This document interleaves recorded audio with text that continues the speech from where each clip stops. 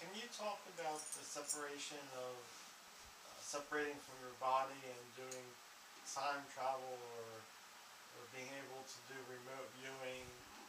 Um, Yes, I've never experienced it myself. yes.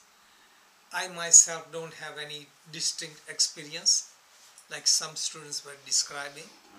Sometimes people get it because they are going through surgery, near death experience, or in the childhood something happens and they get the experience.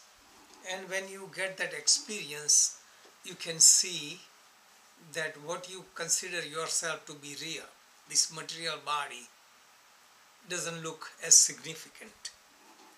You lose the fear because it is at mental level. So we exist as gross body, which is our physical body, then astral body, which is mental body, and causal body, which is consciousness body. When we die, gross body dies. That matter goes into matter, energy goes to energy. So really what survives is consciousness, and consciousness includes unconscious mind. All the storage and experiences of this life are stored in that. And that is a sanskara. And sanskara is power. Mind is power. And because of power of mind, it projects and produces physical body.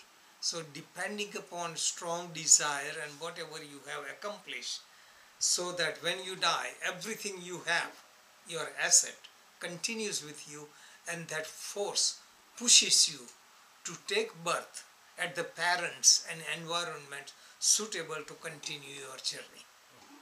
Okay. So generally, we are so much wrapped up in the body, we don't get out of body experience. But in a deep relaxation, like Randy described, you feel lightness and something like that. But on YouTube, I just did some research, and they actually, so many people have gone out of body experience, and they show the technique. The technique is just, the basic technique I got is your body totally dead. Body is totally relaxed, but your mind is alert. When that happens, so you are in a semi-dream state. That time you can separate yourself and people can see themselves, like going out and experiencing that. And that, again, some people who are not spiritually evolved can also get that experience. But when one gets that experience, something definitely happens, that our attachment goes away. All the petty things we are attached to goes away. So those who are not spiritually mature may get that experience, may not get that kind of non-attachment like somebody who is more evolved. Okay. But it is possible, and people get it, near-death experience in childhood, and that experience doesn't come back. But the impression stays very strong, what you experience, that you can see. And that is what one has to become free from this attachment to the body. Talking about doesn't do it.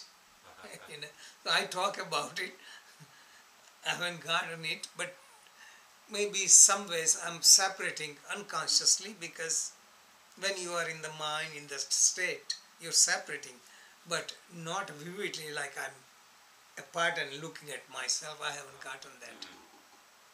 Okay. I had that experience. We're on tape. Yes. I had that experience once, but it's fleeting, and I saw everybody. Yes.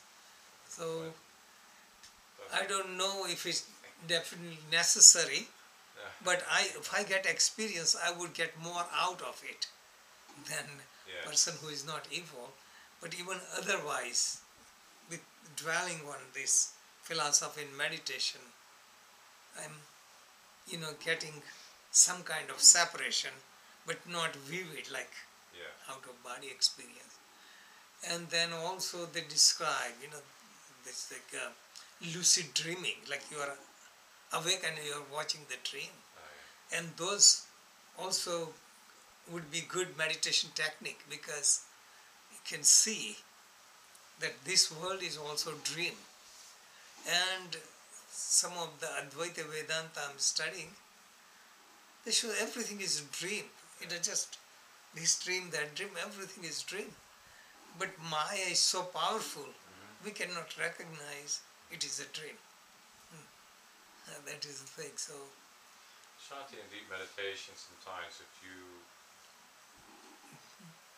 see a light, yes, and you kind of merge into yes, that, yes, isn't that really where you want to go toward more than right. So doing really, special yes, things? out of body experience would encourage you, but really what we want to do, expand our consciousness so that we feel we exist everywhere.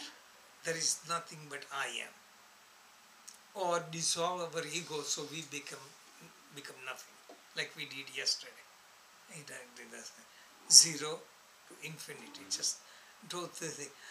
Basically, all the scripture are saying mind is the cause of bondage. You dissolve the mind.